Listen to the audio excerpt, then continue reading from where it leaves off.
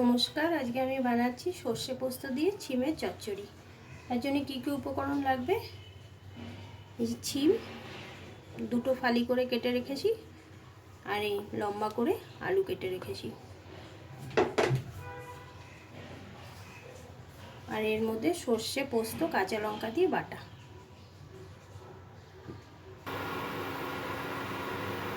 কড়াটা গরম হয়ে গেছে, এর মধ্যে আমি সর্ষের তেল দিয়ে দেবো।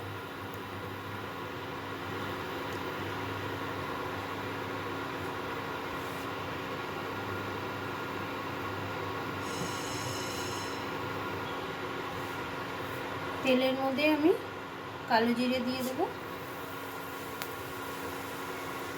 প্রথমে আমি লম্বা করে কেটে রাখা আলুটা দিয়ে দেবো।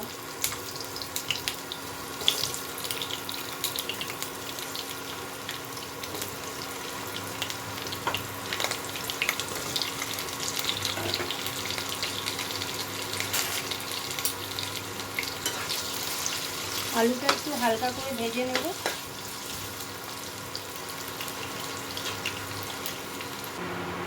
এর মধ্যে সামান্য নুন দিয়ে দিচ্ছি।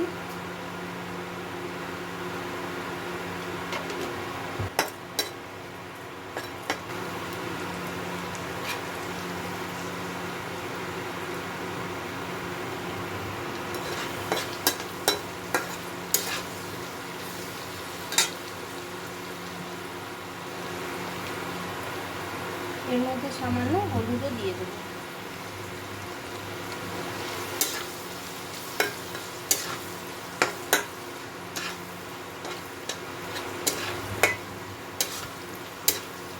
আলুটা একটু ভাজা করে দিই, তারপরে শিমটা দেব। এর মধ্যে আমি এখন কেটে রাখা শিমটা দিয়ে দেবো।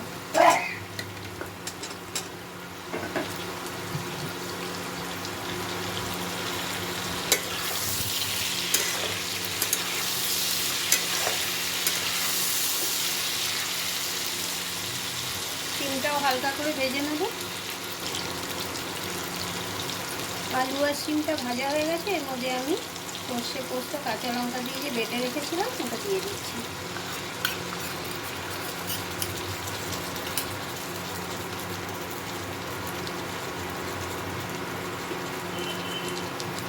এর মধ্যে সামান্য জল দিয়ে দেব।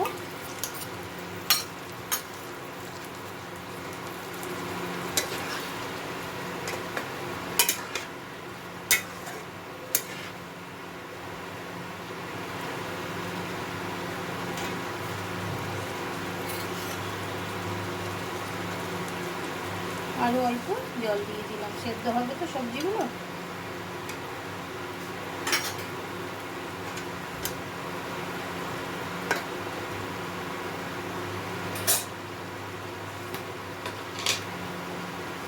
এর মধ্যে সামান্য নুন দিয়ে দেবো। আগে আলু ভাজার সময় নুন দিয়েছিলাম, এই জন্য একটু কম করে দিচ্ছি।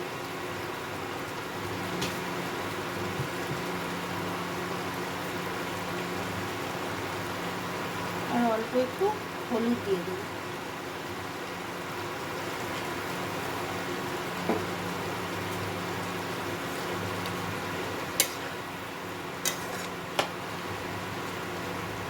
ভালো মতো ফুটতে দিতে হবে সবজিগুলো সেদ্ধ করার জন্য।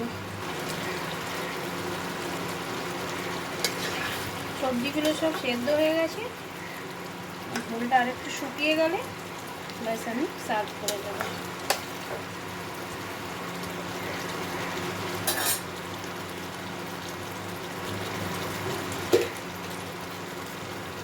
এর মধ্যে সামান্য একটু চিনি দিয়ে দেবো, অল্প একটু।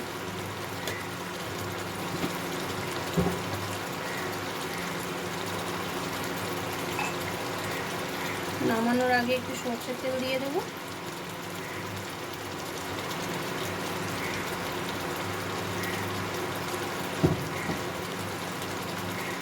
আর এই ধনে পাতা কুচনোটা দিয়ে দেবো ওপর দিয়ে।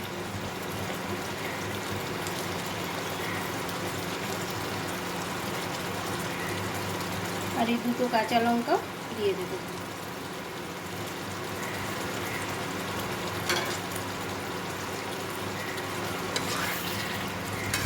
শিম চচ্চড়ি আমার রেডি। এবার আমি সার্ভ করে নেবো। এটা গরম ভাতের সাথে খেতে খুব ভালো লাগে। শীতকালে তো এইসবই খেতে ভালো লাগে। একদম খুব কম উপকরণ দিয়ে সাধারণ একটা রান্না, কিন্তু খেতে অসাধারণ। এবার আমি এটাকে সার্ভ করে নেব। রান্নাটা কমপ্লিট, এবার আমি সার্ভ করে নেব।